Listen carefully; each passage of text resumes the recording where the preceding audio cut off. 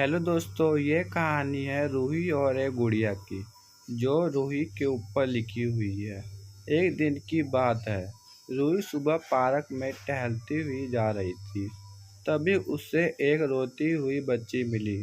रूही ने उससे रोने का कारण पूछा, तो लड़की ने बताया कि वह जिस गुड़िया से खेल रही थी, वह इसी पार्क में कहीं खो गई है। रूही ने उस बच्ची को उसकी गुड़िया ढूंढने लाने का आश्वासन दिया, जिससे वह बच्ची चुप हो गई। रूही ने गुड़िया ढूंढने के लिए समय मांगी और फिर दूसरे दिन गुड़िया लाने का वादा करके वहां से चली गई। पर गुड़िया ना तो रूही को मिली और ना ही उस बच्ची को। रूही ने गुड़िया की तरफ से एक काल्पनिक पत्र उस बच्ची को लिखी और जब वह बच्ची पार्क में गुड़िया पाने की आशा में आई तो रूही ने वह पत्र उस बच्ची को पढ़कर सुनाया। यह पत्र इस प्रकार था, कृपया रोना मत। मैं समय समय पर उस गुड़िया के बारे में तुम्हें लिखती रहूंगी, बस तुम रोना मत।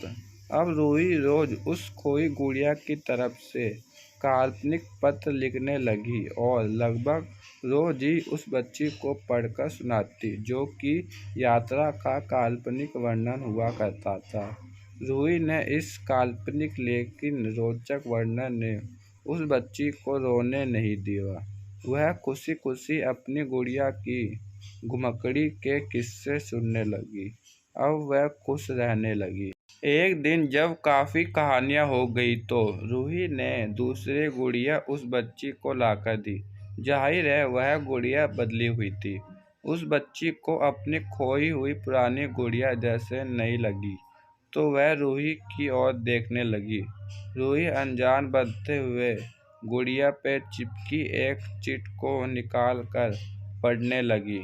उसमें लिखा हुआ था, यह मैं ही हूँ, तुम्हारी वाली गुड़िया जो पार्क में खो गई थी। दुनिया भर की लंबी यात्रा की वजह से मैं थोड़ी बदल गई हूँ। बच्ची को इस गुड़िया और रूही पर विश्वास हो गया। वह गुड़िया लेकर घर चली गई। वर्षों बाद जब वह बच्ची बड़ी हो गई तो एक दिन वह अपनी अलमारी में कुछ ढूंढ रही थी, तो उसका ध्यान उस गुड़िया पर गया जो रूही ने उसे दी थी। बचपन की बात याद करके वह हंसने लगी। उसे सब समझ आ गया था कि रूही ने कैसे उसका मन रखा। उसे उस गुड़िया पर फिर प्यार आने लगा। वह उसे बड़े गौर से देखने लगी।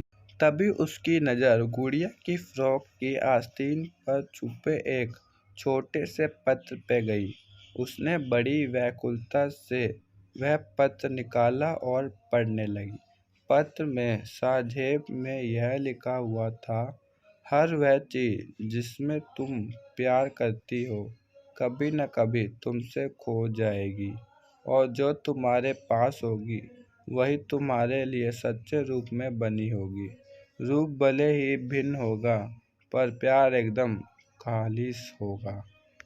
तो दोस्तों, यह स्टोरी यहीं पे समाप्त होती है। आई होप आपको यह स्टोरी अच्छी लगी हो तो लाइक करें, चैनल पर नए तो सब्सक्राइब करें। हम आपके लिए और ऐसे वीडियो लाते रहेंगे। Thanks for watching.